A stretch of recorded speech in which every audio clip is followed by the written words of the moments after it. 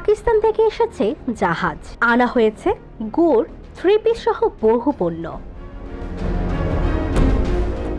পাকিস্তানের করাচি বন্দর থেকে কন্টেইনারে পণ্য নিয়ে দ্বিতীয়বারের মতো চট্টগ্রাম বন্দরের বহির্নোঙরে পৌঁছেছে জাহাজটি।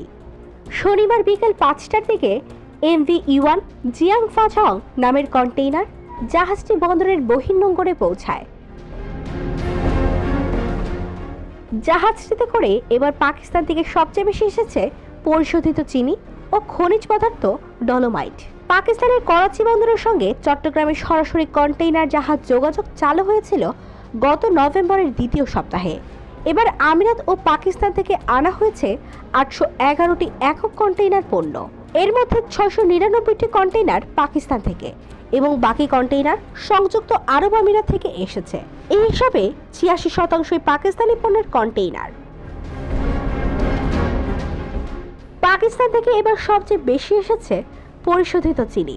285 কন্টেইনারে 1,48,200 ব্যাগ চিনি আনা হয়েছে। চিনির পরিমাণ প্রায় 7,500 টন। এই চিনি এনেছে খাদ্য প্রক্রিয়াজাত শিল্প গ্রুপ প্রাণ, RFL, Shehzad food product, Savoy ice cream কারখানা ও ব্রডওয়ে ইন্টারন্যাশনাল।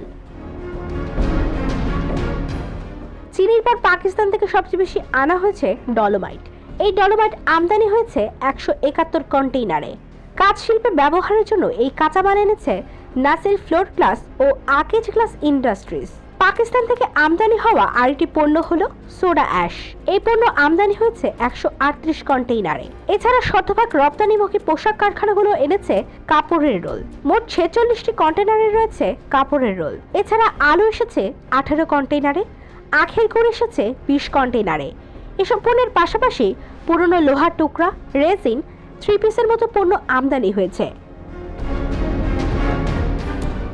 আমিরাত থেকে আনা হয়েছে খাদ্যপণ্য, খেজুর, লুব অয়েল, যন্ত্রাংশ ইত্যাদি। পাকিস্তানের পাশাপাশি আমিরাত থেকেও 10 কন্টেইনার চিনি এসেছে।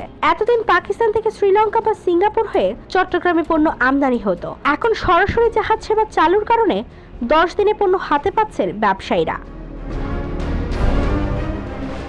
IBTV, USA, new York.